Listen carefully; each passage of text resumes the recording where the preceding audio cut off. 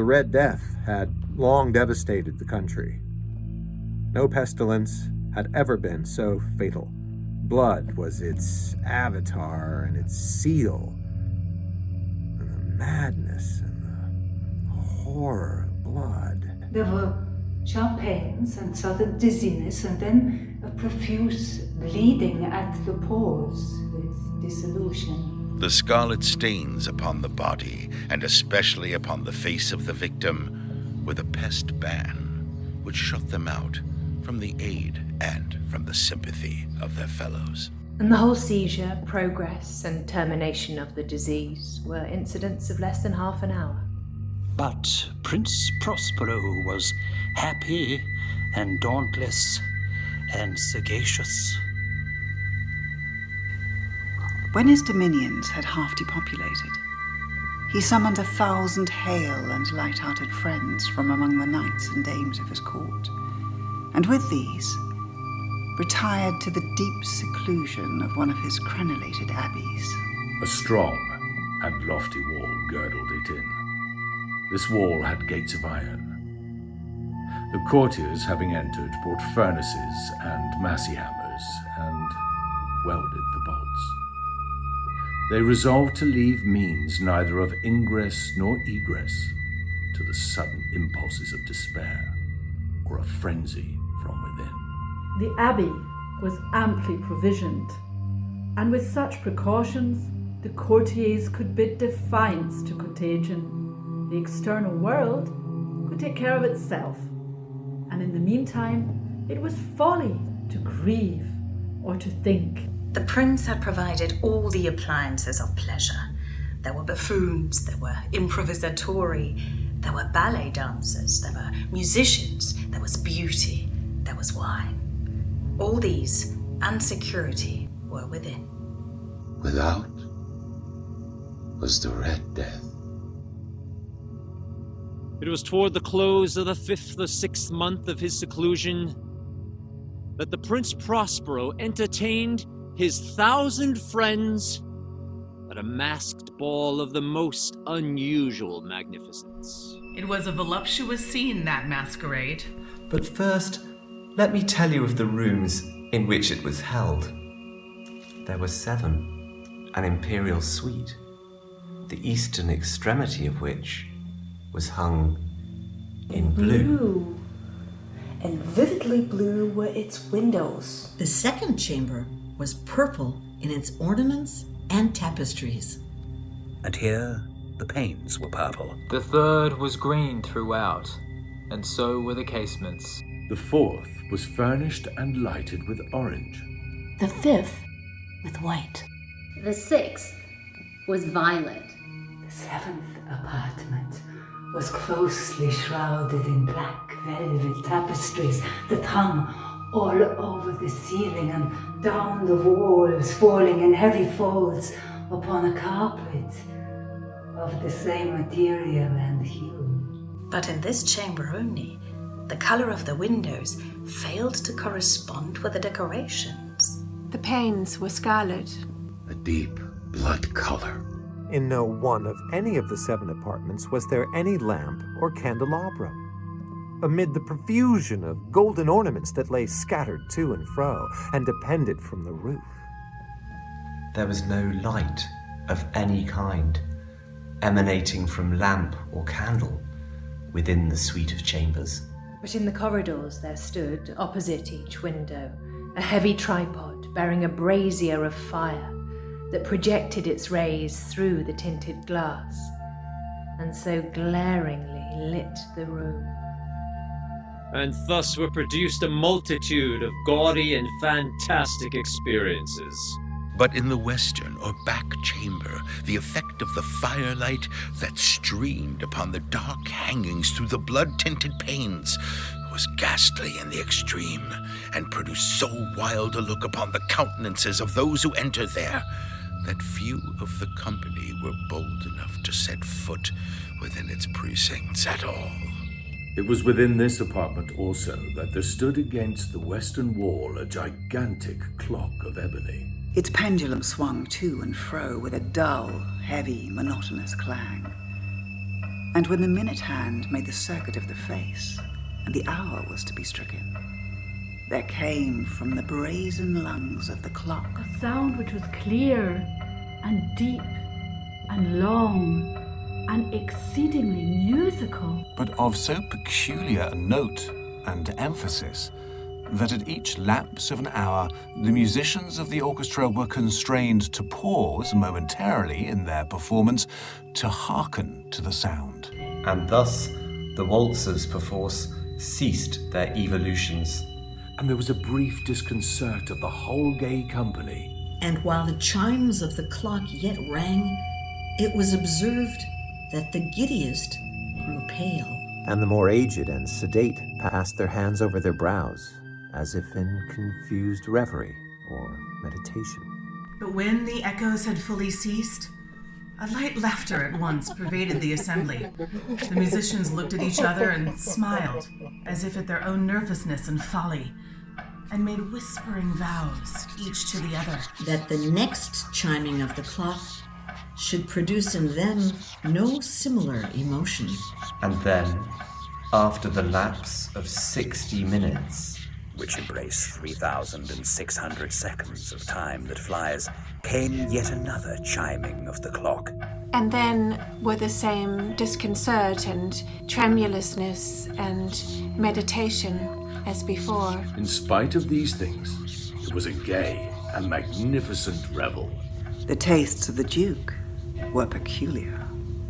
He had a fine eye for colour and effects. He disregarded the decora of mere fashion. His plans were bold and fiery. And his conceptions glowed with barbaric luster. There are some who would have thought him mad. His followers felt that he was not. It was necessary to see, to hear, and to touch him, to know that he was not. He had directed in great part the movable embellishments of the 7 chambers upon occasion of this great fate. And it was his own guiding taste which had given character to the masqueraders. Be sure they were grotesque. there were much glare and glitter and piquancy and phantasm. There were arabesque figures with unsuited limbs and appointments.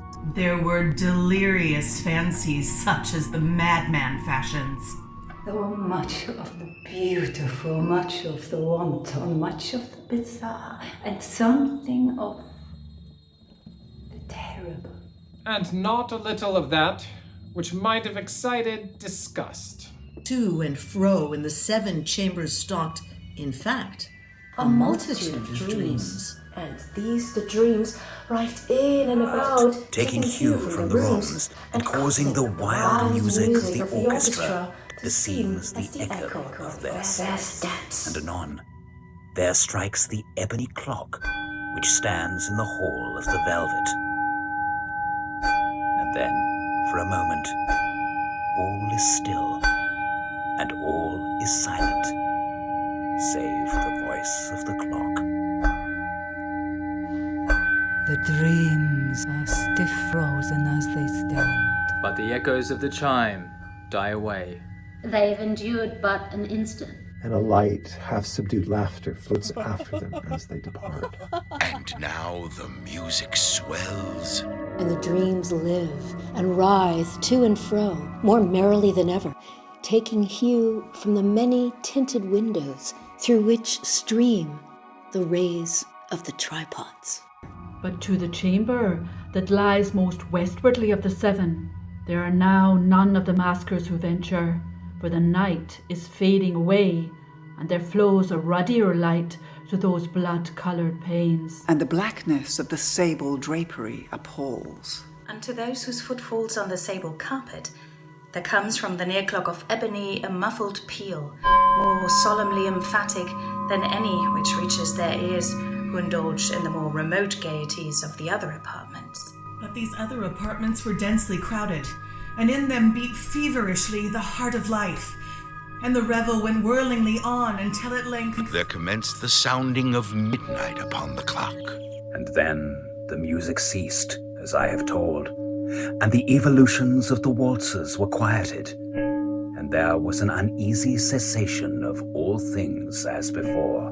But now there were 12 strokes to be sounded by the bell of the clock. And thus it happened, perhaps, that more of thought crept with more of time into the meditations of the thoughtful among those who revelled. And thus, too, it happened that before the last echoes of the last chime had utterly sunk into silence, there were many individuals in the crowd who had found leisure to become aware of the presence of a masked figure, which had arrested the attention of no single individual before. And the rumour of this new presence having spread itself whisperingly around, there arose, at length, from the whole company, a buzz or murmur of horror and of disgust. In an assembly of phantasms such as I have painted, it may well be supposed that no ordinary appearance could have excited such sensation. In truth, the masquerade license of the night was nearly unlimited, but the figure in question had gone beyond the bounds of even the prince's indefinite decorum. There are chords in the hearts of the most reckless which cannot be touched without emotion. Even with the utterly lost, to whom life and death are equally jests, there are matters of which no jest can be made. The whole company, indeed, seemed now deeply to feel that in the costume and bearing of the stranger, that neither wit nor propriety existed. The figure was tall and gaunt and shrouded from head to foot in the habiliments of the grave. The mask which concealed the visage was made so nearly to resemble the countenance of a stiffened corpse that the closest scrutiny must have difficulty in detecting the cheat. And yet all this might have been endured, if not approved, by all the mad revellers around. But the mummer had gone so far as to assume the type of the Red Death. His vestiture was dabbled in blood, and his broad brow and all the features of his face were besprinkled with the scarlet horror. When the eyes of Prince Prospero fell on this spectral image, which, with a slow and solemn movement, as if more fully to sustain its role, stalked to and fro among the waltzers. He was seen to be convulsed, in the first moment with a strong shudder, either of terror or distaste. But in the next, his brow reddened with rage. "Who dares?" he demanded hoarsely of the courtiers who stood near him. "Who dares insult us with this blasphemous mockery? Seize him and unmask him, that we may know whom we have to hang at sunrise from the battlements." It was in the eastern, or blue, chamber in which stood Prince Prospero as he uttered these words. They rang throughout the 7 rooms, loudly and clearly, for the prince was a bold and robust man, and the music had become hushed with the waving of his hand. It was in the blue room where stood the prince, with a group of pale courtiers by his side. At first, as he spoke, there was a slight rushing movement of this group in the direction of the intruder who, at the moment, was near at hand. And now, with deliberate and stately step, made closer approach to the speaker. From a certain nameless awe with which the mad assumptions of the mummer had inspired the whole party, there were found none who put forth a hand to seize him. So that, unimpeded, he passed within a yard of the prince's person. And while the vast assembly shrank as with one impulse from the centers of the rooms to the walls, He made his way uninterruptedly, but with the same solemn and measured step which had distinguished him from the first. Through the blue chamber. To the purple. To the green. Through the green.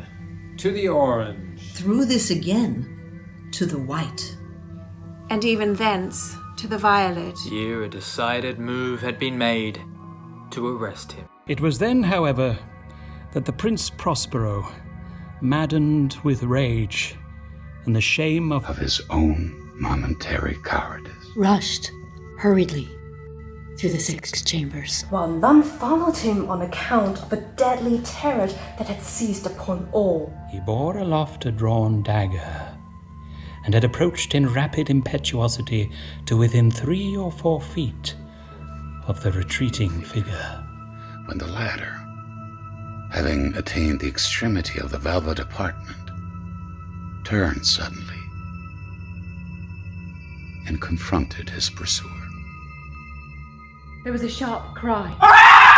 And the dagger dropped, gleaming, upon the sable carpet. On which, most instantly afterwards, fell prostrate in death the Prince Prospero. Then, summoning the wild courage of despair, a throng of the revelers at once threw themselves into the black apartment and seizing the mummer, whose tall figure stood erect and motionless within the shadow of the ebony clock, gasped in a terrible horror at finding the grave cerements and corpse-like mask which they handled with so violent a rudeness, untenanted by any tangible form. And now was acknowledged the presence of the Red Death. He had come like a thief in the night. And one by one dropped the revelers in the blood-bedewed hall of their revel, and died, each in the despairing posture of their fall. And the life of the ebony clock went out with that of the last of the gay. And the flames of the tripods expired. And darkness, and decay, and the Red Death held illimitable dominion over all.